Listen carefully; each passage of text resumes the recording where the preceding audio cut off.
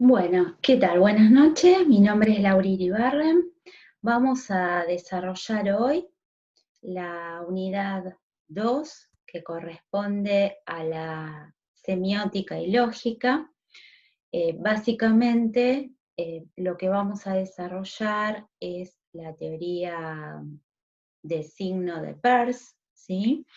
Y esta temática la vamos a desarrollar en dos clases. En la clase de hoy vamos a ver los puntos de partida del pensamiento peirciano y en la siguiente clase, que corresponde al práctico, vamos a entrar de lleno en la dimensión semiótica de la teoría, es decir, ahí sí vamos a poder dar cuenta de la noción de signo y de sus implicancias, ¿sí? Para esto, bueno, vamos a compartir aquí un, un PowerPoint que nos va a ayudar a seguir el tema, ¿sí? Bien, entonces, lo importante es que ustedes puedan contextualizar desde dónde habla Peirce, ¿sí? Peirce es un semiólogo, lógico, filósofo, que es considerado como uno de los fundadores de la teoría de signos, eh, de la semiótica, ¿sí? Junto con Saussure. Peirce escribe digamos, a finales del siglo XIX, principios del siglo XX, es decir, es contemporáneo de Saussure. Sin embargo, hablan desde lugares teóricos diferentes, ¿sí? Se hacen preguntas diferentes y en realidad no tuvieron ningún tipo de intercambio, ¿sí? Esto siempre conviene aclararlo porque muchas veces al comparar ambas teorías se supone que hubo algún tipo de discusión entre ambos autores y esto no es así. No se conocieron y no intercambiaron sus posturas teóricas. Entonces, es importante, digamos, situarnos en el punto de partida de este modelo ternario de la significación que propone Peirce, porque él justamente lo hace desde la lógica. Nosotros decimos desde una perspectiva lógico-semiótica. Digamos que lo que plantea Peirce es que si la lógica se ocupa de las leyes del pensamiento, y como vamos a ver después, el pensamiento solo es posible gracias a los signos, entonces la lógica es un sinónimo de semiótica, ¿sí? Es decir, que la lógica de algún modo es ampliada desde la teoría peirciana, ya que implica tres ramas, ¿no? Peirce plantea que existen tres ramas de esta lógica semiótica, que es la gramática especulativa, la lógica pura y la retórica pura. Entonces, esto que, bueno, que vamos a ir desarrollando a lo largo de esta clase y sobre todo de la siguiente en prácticos, se vincula a un aspecto donde la lógica y la semiótica en algún punto son sinónimos, ¿sí? La teoría de Peirce también tenemos que considerar que es retomada por los estudios semióticos en los años 70, ¿sí? En principio, como ustedes estuvieron viendo en la unidad 1, el pensamiento de signo que tiene la perspectiva estructuralista es el pensamiento binario de Saussure, ¿sí? Pero es a partir de los años 70, con la complejidad de la sociedad, con la apertura de la sociedad de masas, con el desarrollo de los nuevos medios de comunicación, donde los estudiosos de la comunicación y de la semiótica empiezan también a pensar, bueno, ¿qué pasa con los fenómenos de mediatización? ¿No? Donde ya es necesario apuntar a un modelo de signo que ya no considere solamente dos cuestiones o que responda solamente a un tipo de materialidad. Bueno, ahí empiezan a jugarse aspectos mucho más complejos de la significación y hacen necesaria una teoría que incorpore a la realidad, que incorpore a, a los procesos de mediatización, no solamente de mediación, sino de mediatización, porque ya la realidad a la que nosotros accedemos es una realidad mediatizada. Entonces, esto requiere de una teoría que ya no alcanza con el modelo, por lo menos pareciera que hay cuestiones que no podemos resolver desde el pensamiento binario y que reclaman esta teoría ternaria, por lo menos los autores la retoman, ¿sí? En los años 70, ¿sí? Como dije. Entonces, es importante, como les decía, situarnos, bueno, un poco desde dónde habla Peirce, cuáles son sus condiciones productivas. Peirce, digamos, escribe en un momento en que muchos filósofos de su época se preguntan ¿cómo conocemos el mundo? Esta es la pregunta que se hace Peirce. Muchos filósofos de la época a esta pregunta dicen, bueno, respondemos desde la subjetividad o respondemos desde la intuición.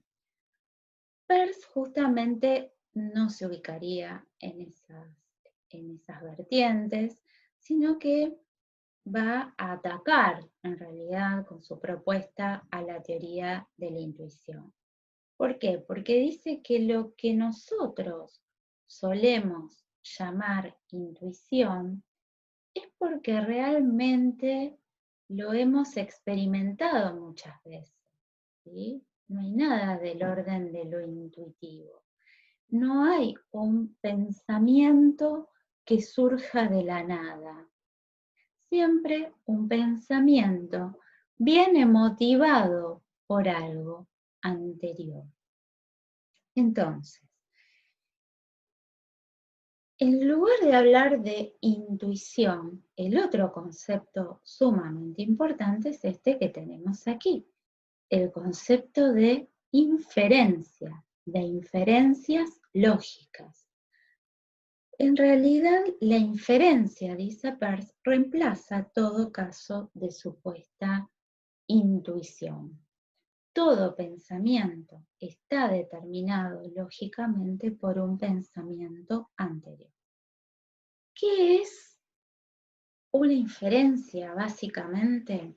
Es una relación entre dos cosas, entre un pensamiento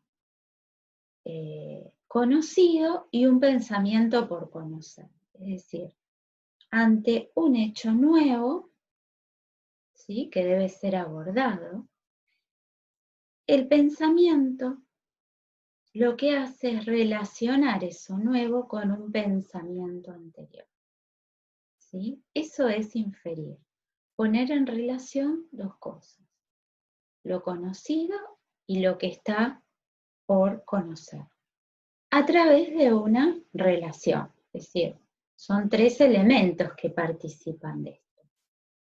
Lo que voy a conocer, lo conocido y la relación entre ambos. Esto quiere decir, como dije recién, que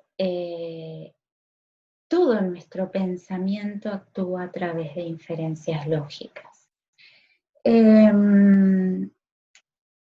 Por supuesto que esto tiene muchísimas implicancias, porque esto quiere decir que en realidad no podemos conocer si no es a través de signos.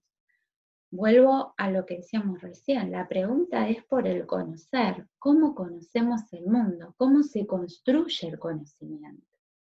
Por eso decimos que la teoría de Peirce es una teoría cognitiva.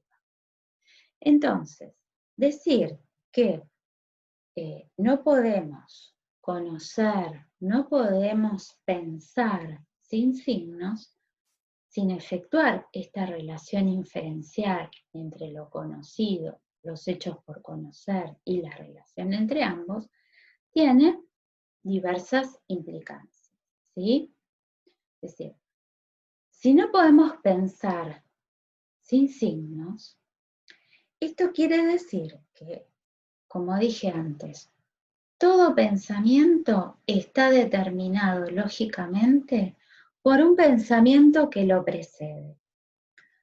Por otro lado, no hay, digamos, nada parecido a la introspección. Es decir, el conocimiento siempre deriva de nuestra experiencia con el mundo, ¿sí? Algo muy importante, no podemos pensar sin signos, ¿sí? En algún punto, la noción de pensamiento y la noción de signos son sinónimos, porque pensar es poner en relación lo conocido con lo conocer, con los hechos por conocer a través de una tercera cosa. Y la noción de signo, como vamos a ver más adelante, justamente implica una relación, ¿sí? Entre un primero, un segundo y un tercero. Entonces, no podemos pensar sin signos. Nuestro pensamiento siempre viene determinado por un pensamiento anterior. Y es más, dice Peirce, no hay nada que sea incognoscible. ¿Qué quiere decir esto? Que no hay nada que sea, que no pueda ser, no hay nada que no sea conocido. No, quiere decir que no hay nada que no pueda ser conocido, que potencialmente no pueda ser conocido. Todo puede ser conocido, aunque aún todavía todo no lo sea. Es decir, que si no hay nada que sea absolutamente incognoscible y todo puede ser conocido, en algún punto la realidad y el conocimiento son sinónimos, ¿sí? Es decir, la realidad y el conocimiento se encuentran en un mismo universo. Las cosas reales son de naturaleza cognitiva y por lo tanto significativa. Las cosas o la cosa, ¿no? Esto que le gusta hablar a los filósofos de la cosa, no existe por fuera de un proceso de pensamiento.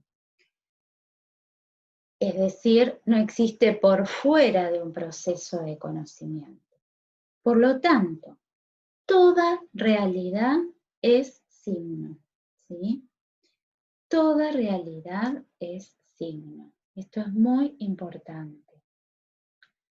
La realidad no viene como algo que está por fuera y que nosotros debemos aprender a través de un lenguaje, por ejemplo, o de nuestros sentidos, sino que la realidad para Peirce, más que un punto de partida, es un punto de llegada, ¿sí? La realidad, como vamos a ver, es el resultado de un proceso de pensamiento. Entonces, vamos a ver, antes de seguir avanzando con el concepto de realidad, un ejemplo de inferencia, para que veamos que esto no es algo tan abstracto, ¿no? ¿Qué es la inferencia? Aquí estamos frente a esta imagen, ¿sí? Y es decir, si nosotros tuviésemos que nombrar el sentido que esta imagen nos produce y suponiendo en este ejercicio que nunca antes habíamos visto esta imagen, diríamos o podríamos decir que se trata de una señal de tránsito. ¿Por qué diríamos eso? Bueno, porque hemos visto muchas veces, es decir, a través de un conocimiento anterior, muchas veces hemos visto que hay señales de tránsito que tienen esta forma y estos colores. Insisto, yo nunca vi esta imagen o nunca vi esta señal de tránsito, pero puedo reconocer además que allí existe una figura, la figura de un animal. Entonces yo, a través de un pensamiento, de un elemento mental, conecto esta imagen con algo de mi conocimiento anterior. Puedo reconocer que es un animal, no sé exactamente cuál, puede ser un ciervo, no lo sé. También recuerdo otros carteles similares que tienen animales, ¿no? Interpretamos como peligro, hay animales sueltos cuando veo este cartel en la ruta. Entonces yo puedo inferir que este cartel que es un cartel, que esta imagen es un cartel, que es una señal de tránsito, que si está en el costado de una ruta me indica peligro, porque por allí hay animales parecidos a esos que están allí representados. Todo eso que dije así con tantas palabras es una inferencia lógica. Lo que hice fue conectar lo conocido con lo nuevo a través de un pensamiento, un elemento mental, ¿sí? Eso es inferir. Es decir, la inferencia no es solamente propiedad del pensamiento científico, sino que la inferencia la usamos todo el tiempo, o sea, en nuestra cotidianeidad, diariamente. Veamos otro ejemplo de inferencia, ¿no? Una ecuación simple, donde yo tengo algo que no conozco, que en este caso es el valor de X. ¿Cómo hago para resolver esto? ¿Cómo hago para resolver esta ecuación? ¿Cómo hago para resolver esta incógnita? Bueno, de vuelta conecto con algo que ya sé. Por ejemplo, yo acá tengo una igualdad. Entonces yo ya sé que los dos términos de la igualdad tienen que coincidir. Y sé que, digamos, porque lo aprendí previamente, que conozco algunas reglas, ¿no? Que para que la igualdad se siga manteniendo, por ejemplo, lo que está sumando pasa restando y lo que estaba multiplicando pasa dividiendo, ¿no? Esto es, a ver, una ecuación muy sencilla, ¿eh? Pero digo, esto también implica que yo para develar una incógnita, que es el valor de X, tengo que recurrir a conocimientos anteriores, que tienen que ver con reconocer que esto se trata de una ecuación y las leyes que funcionan o que rigen el lenguaje matemático, ¿no? Entonces yo así, bueno, puedo despejar, ¿no? Paso el 4 que estaba sumando, lo paso restando, resuelvo 8 menos 4, 4, y el 2 que está multiplicando pasa dividiendo, y ahí resolví y pude develar el valor de X, que es igual a 2. Con este ejemplo súper simple y sencillo, también vemos otro funcionamiento de la inferencia lógica, ¿sí? Para que ustedes vean que esto funciona en todos los niveles del pensamiento. Bien, vamos a ver un ejemplo más. Si yo les muestro esta imagen fotográfica y que ustedes seguramente no la vieron nunca y les pregunto, o les digo, bueno, es una imagen de Argentina. Ustedes, observando bien los detalles, deteniéndonos en esta imagen, ¿me podrían decir a qué lugar de la Argentina pertenece? Bueno, vemos determinado tipo de vegetación, y vemos algo muy, muy curioso, que es una tierra de un color rojizo. Entonces, si por los conocimientos previos yo sé que esta vegetación y esta tierra de color rojizo se encuentra en algún lugar de mi país, yo voy a poder inferir el lugar de pertenencia de este paisaje, ¿no? Es decir, si veo esta imagen, podría aventurar que se trata de una fotografía tomada, por ejemplo, en la provincia de Misiones, porque sé que allí la tierra presenta estas características y la vegetación presenta estas características. Entonces, ¿ahí qué hice? ¿Adiviné? No, diría Peirce, de ninguna manera. Eso no es adivinar, es inferir, ¿sí? Lo hacemos permanentemente. Bien, entonces, volviendo un poquito a lo que decíamos antes, ¿no? La realidad, dice Peirce, es una construcción sígnica. Las cosas reales son de naturaleza cognitiva y por lo tanto significativa, ¿sí? Como dije anteriormente. La cosa no existe como un en sí antes y fuera del proceso de conocimiento. Y digamos esto que también es importante, que las cosas existen siempre en relación a una mente que piensa, pero no dependen del pensamiento individual, dependen del pensamiento general. Esto que Peirce llama la verdad pública, ¿sí? Es decir, es una verdad que se sustenta en una comunidad de mentes lógicas, en una comunidad de mentes lógicas. Fíjense que Peirce no tiene ni un pensamiento de orden psicologista, es más, es antipsicologista, ni tampoco es un pensamiento sociológico, es un pensamiento lógico. Y acá queda muy claro, porque él no está hablando de sociedad, por ejemplo. No, él está hablando de una comunidad de mentes que validan o legitiman el conocimiento, ¿sí?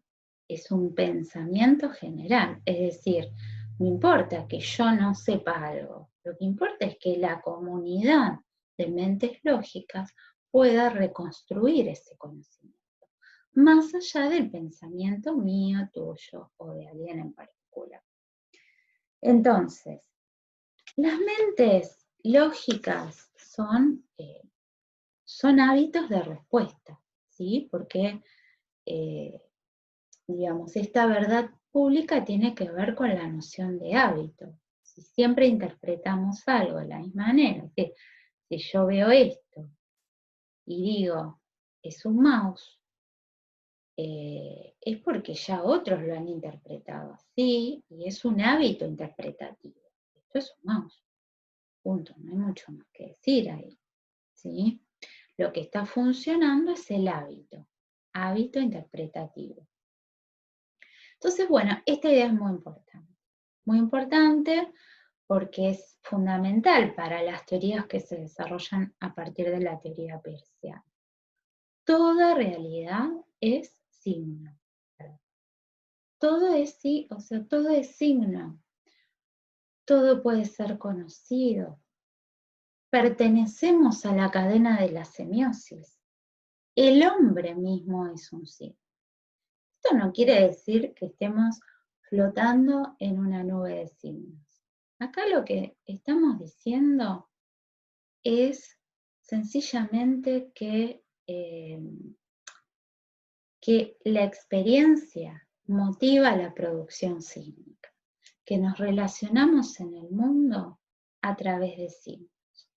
Vivimos mediados por la interpretación, ¿sí? Entonces, la realidad es una construcción sígnica. La realidad es una construcción sígnica.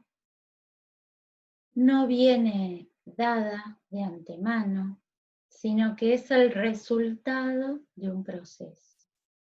Y este proceso ya le podemos poner un nombre. Este proceso de pensamiento le podemos poner un nombre.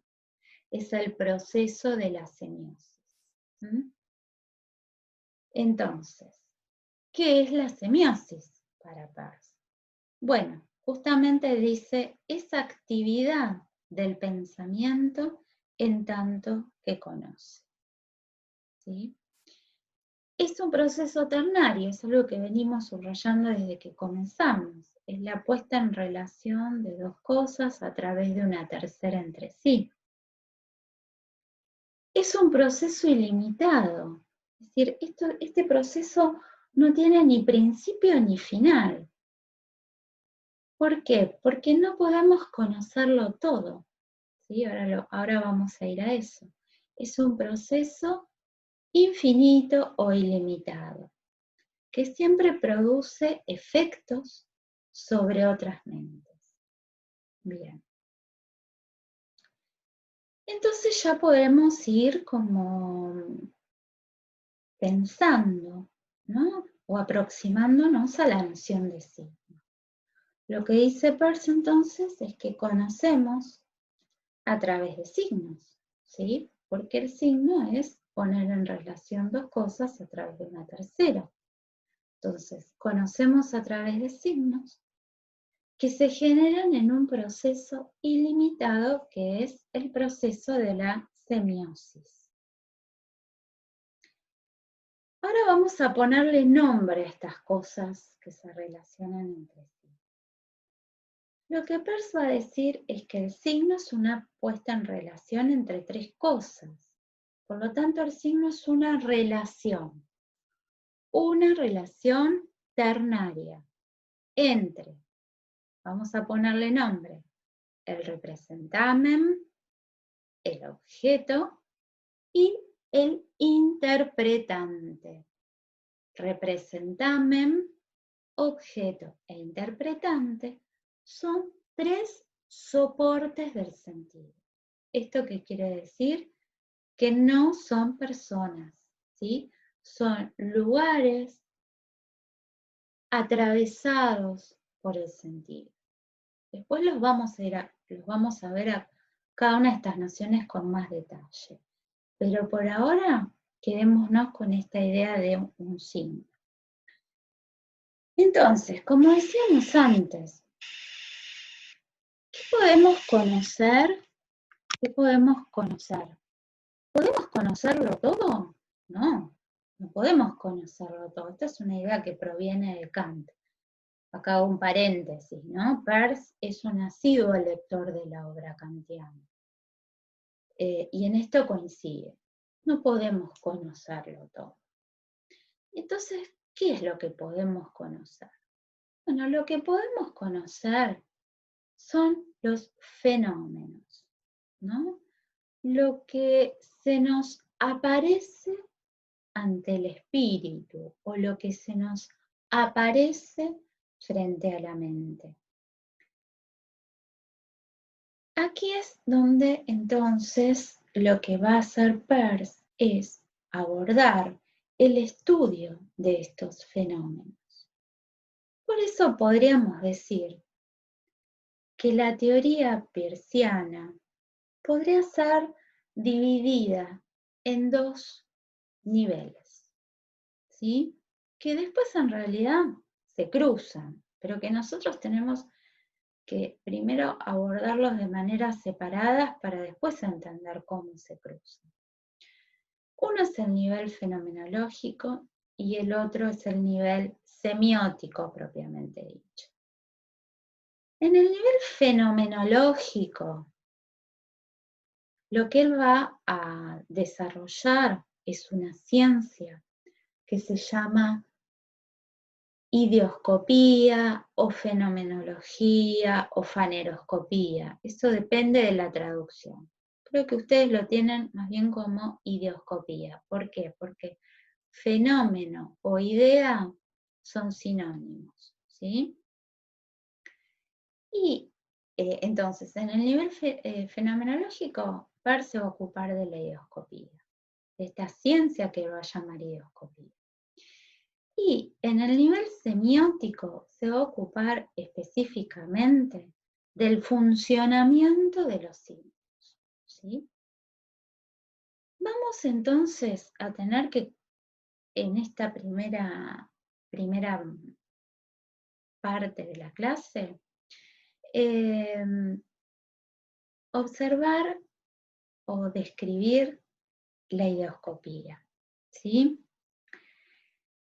Él da una definición de ideoscopía, que ustedes la tienen allí, y él dice que la ideoscopía, bueno, yo ahí les puse, ¿no? O fenomenología o faneroscopía, pero en caso preferimos quedarnos con el término ideoscopía porque fenomenología se puede confundir con otras fenomenologías como la de Husserl o Merleau-Ponty.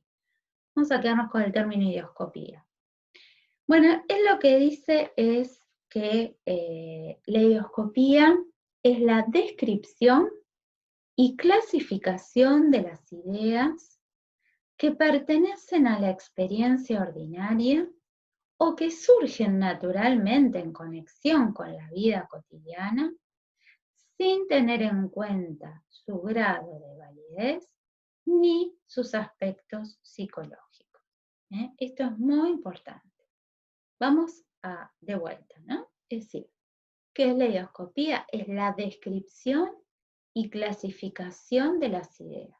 Es decir, si nosotros pudiésemos pensar en todas las ideas del mundo, ideas, dice Peirce, en el sentido más del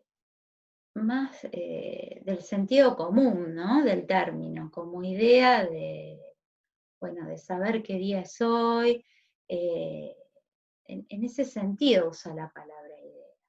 Una idea en el sentido común del término. Entonces, si nosotros pudiésemos describir y clasificar a todas las ideas del mundo, bueno, de esto se ocuparía la ideoscopía, porque justamente se trata de describir y clasificar estas ideas. Fíjense que dice que pertenecen a la experiencia ordinaria o que surgen naturalmente en conexión con la vida cotidiana, ¿no? En el sentido más cotidiano del término idea. Pero dice, sin tener en cuenta su grado de validez, es decir, la idea no es un signo, ¿sí? Acá estamos en un nivel presemiótico, si ustedes quieren. Es decir, las ideas no son signos, o las ideas antes de que sean signos, porque fíjense, dice, sin tener en cuenta su grado de validez, ni sus aspectos psicológicos, es decir, antes de que sean pensadas por alguien, ¿sí? Por algún sujeto.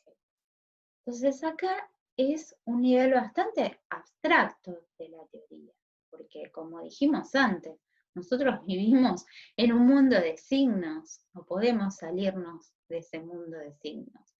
Sin embargo, acá vamos a tener que hacer un esfuerzo de abstracción para comprender a qué se refiere Peirce con las ideas y la ideoscopía.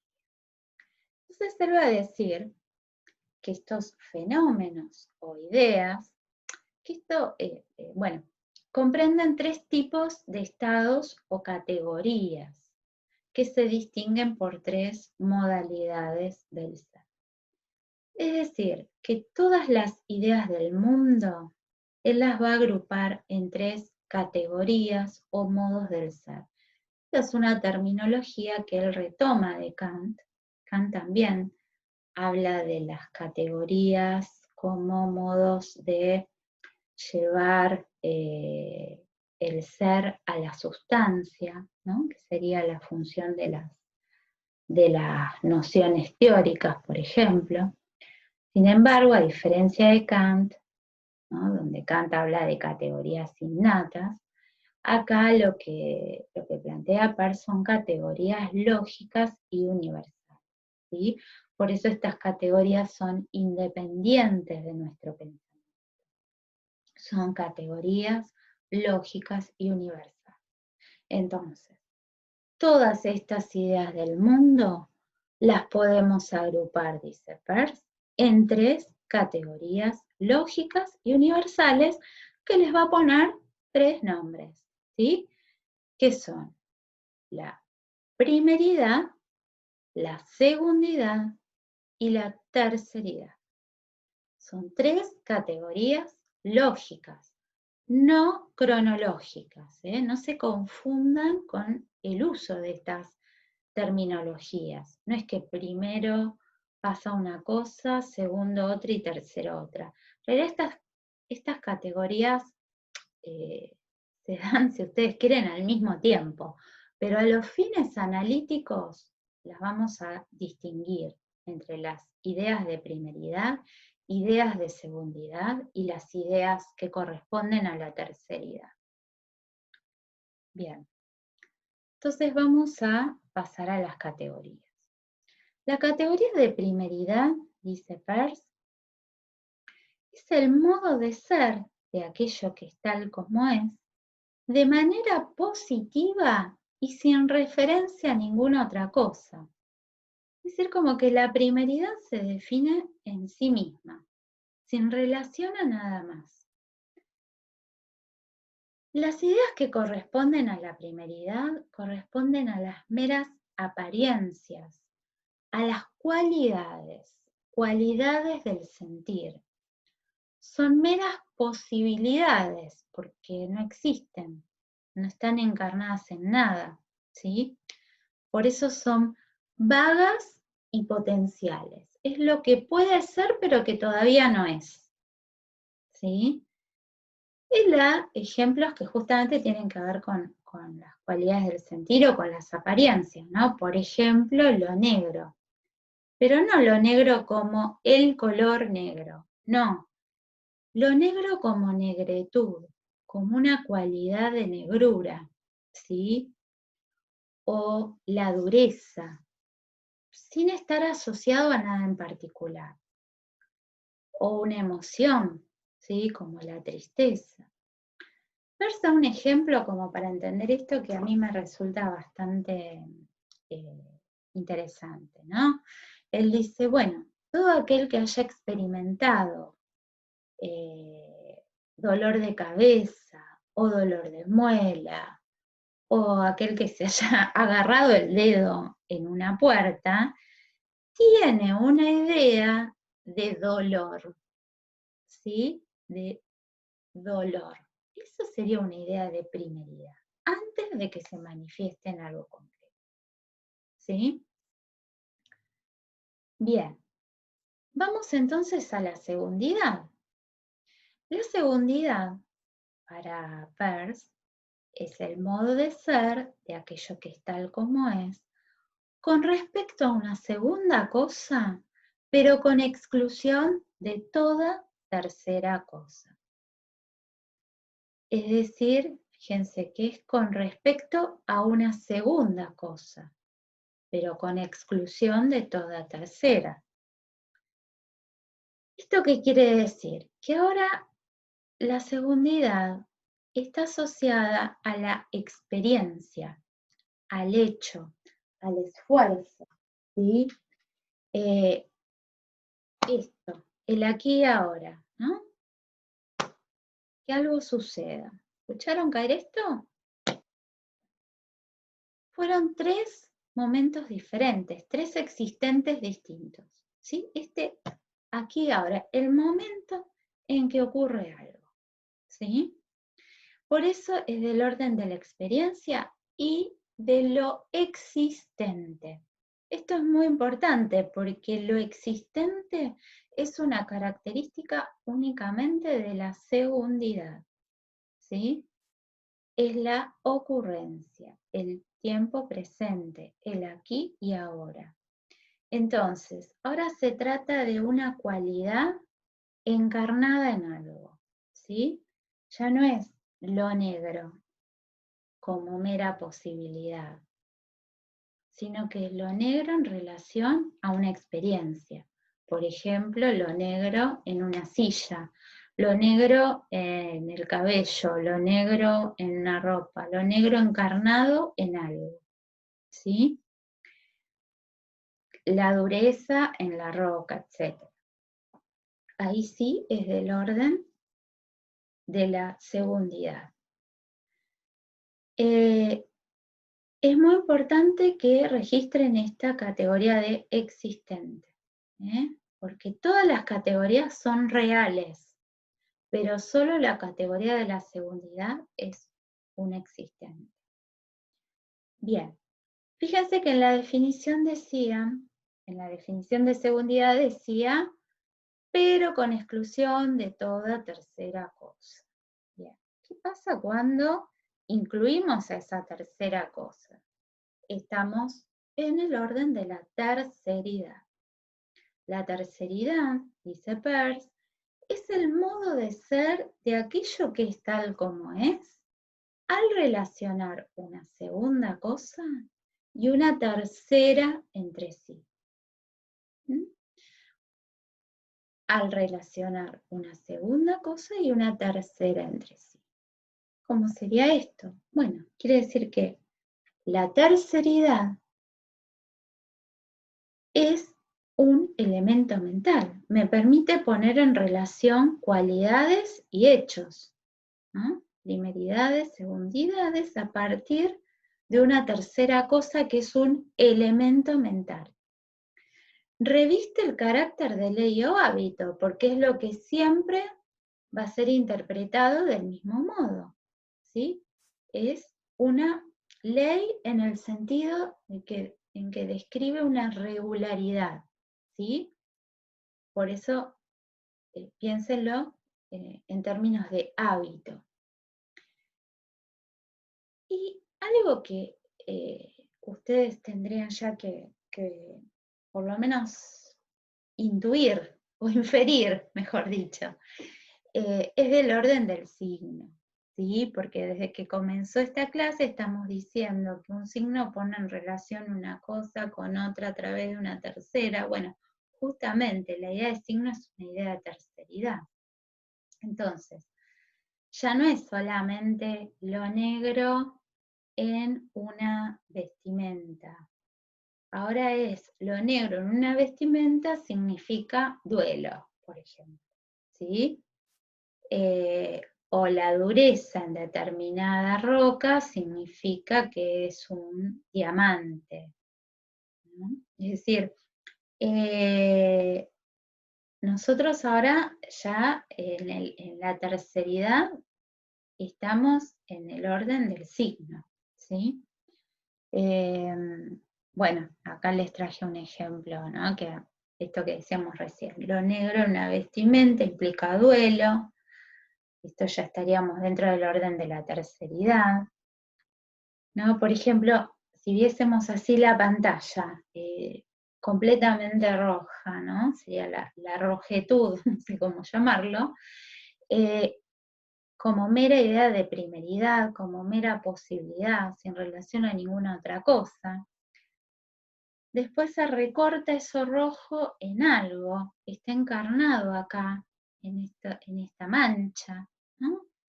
Ahora está encarnado, es un existente.